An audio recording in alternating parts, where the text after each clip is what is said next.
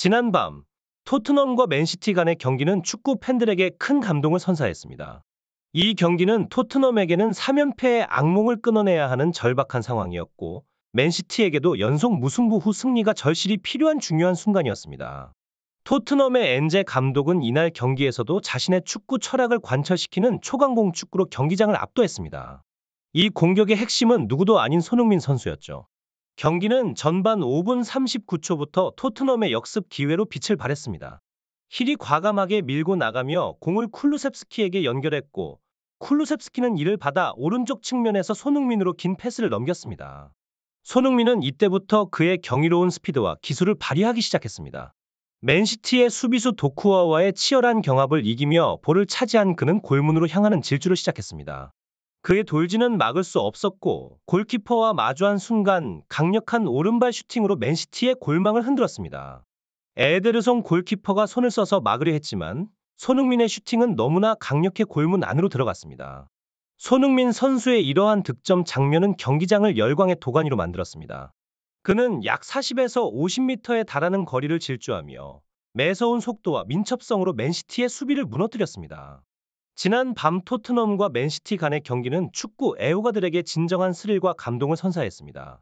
토트넘은 연속 패배의 늪에서 벗어나기 위해 반드시 승리가 필요한 상황이었고, 맨시티 역시 연속 무승부 뒤에 승점을 얻어야 하는 중요한 경기였습니다.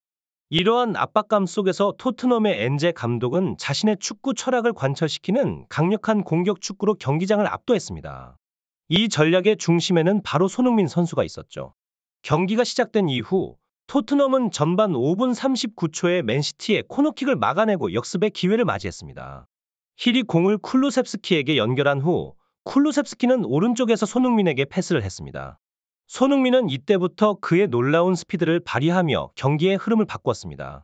그의 스피드는 맨시티의 수비수들을 압도했고, 골키퍼와 1대1 상황에서 강력한 오른발 슈팅으로 골을 성공시켰습니다. 이러한 득점 장면은 그의 기량과 속도감을 여실히 보여주었습니다. 그러나 손흥민 선수의 기쁨은 잠시였습니다. 전반 8분, 맨시티가 우측에서 얻은 프리킥 기회가 손흥민 선수에게 불운을 가져다 주었습니다. 프리킥은 절묘한 궤적으로 토트넘의 박스 안으로 향했고, 토트넘 선수들이 달려들었지만 공이 잘못 맞으면서 자책골이 되고 말았습니다. 불행히도 그 자책골을 넣은 선수가 바로 손흥민이었습니다. 그의 커리어 사상 첫 자책골이었고 정말 불운한 순간이었습니다. 프리킥이 그의 허벅지에 애매하게 맞으면서 골문으로 들어간 것은 운이 나빴던 상황이었습니다. 이는 골키퍼가 처리할 수 있는 상황이었거나 코너킥으로 나갈 수도 있었는데 불행히도 골문 방향으로 튕겨나갔습니다. 이후 포든이 역전골을 넣으면서 맨시티가 전반전을 앞서 나갔습니다. 토트넘은 전반전에 결정적인 기회를 여러 차례 얻었음에도 불구하고 맨시티의 조직적이고 강력한 압박에 밀려 힘든 상황을 겪었습니다. 전반전에서 토트넘은 결정적인 기회도 잡았고 손흥민 선수의 선제골로 한때 앞서갔지만 맨시티의 강력한 압박에 밀려 어려움을 겪었습니다. 토트넘의 후방이 맨시티의 조직적이고 강한 압박에 의해 밀려나면서 원하는 빌드업을 펼치지 못했습니다. 하지만 후반전의 분위기는 점차 달라지기 시작했습니다.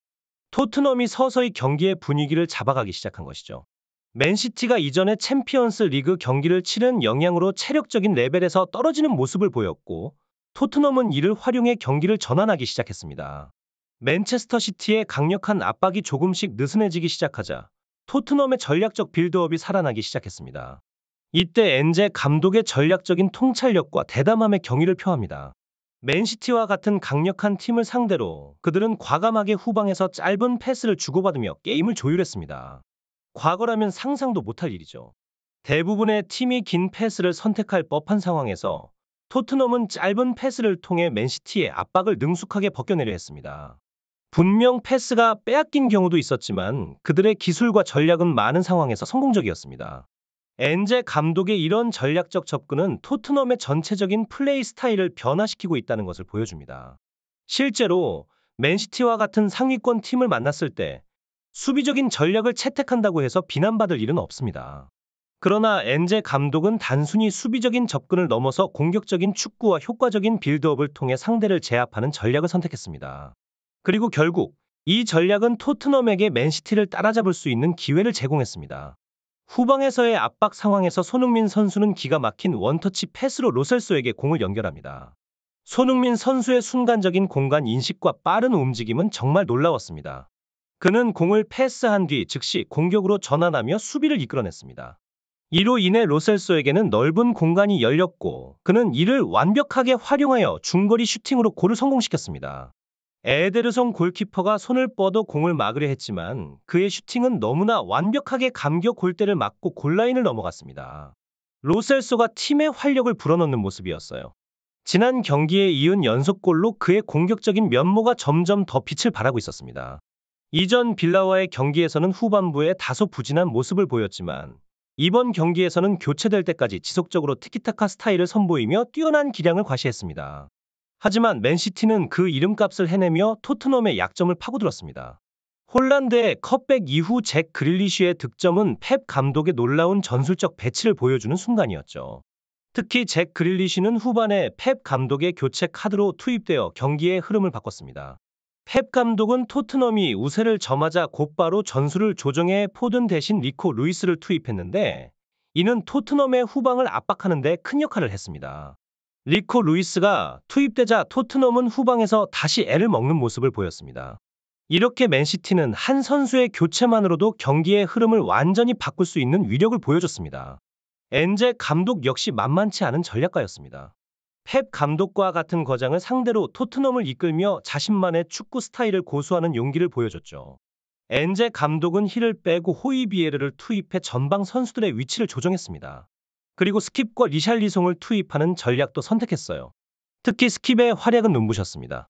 후반에 투입된 스킵은 엄청난 파이팅을 보여주며 맨시티의 중원을 압박하고 볼을 탈취해 맨시티의 빌드업을 방해했습니다. 스킵은 정말 좋은 상황에서는 탁월한 선수입니다. 노리치 시절에 받았던 높은 평가가 그를 뒷받침하고 있죠. 스킵이 엔제 감독의 축구에 완전히 적응한다면 팀에서 중요한 역할을 할 수 있는 선수로 성장할 가능성이 크다고 생각합니다. 결국 토트넘이 자신들의 축구 스타일을 관철시키며 맨시티라는 강력한 상대와 맞섰던 것입니다. 승리는 아니었지만 맨시티와의 난타전 자체가 토트넘의 강력한 공격력을 증명하는 순간이었죠. 특히 주목해야 할 점은 토트넘의 주전급 선수들이 많이 부재했다는 것입니다. 이 경기에서 벤 데이비스와 에메르송 로얄이 센터백으로 나섰는데 실점은 3골이나 나왔지만 그럼에도 불구하고 후방에서 빌드업을 만들어내는 장면들은 인상적이었습니다.